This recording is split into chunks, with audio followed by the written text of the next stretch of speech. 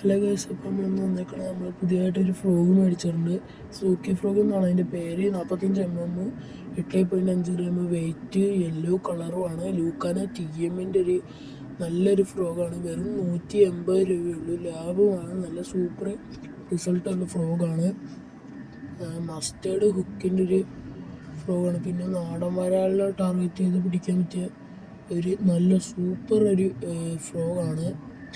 Frog കാണിക്കാൻ ഇത്രയുണ്ട്. ഇതിൻ്റെ spinner, ഒരു സാധാ സ്പിന്നറാണ്.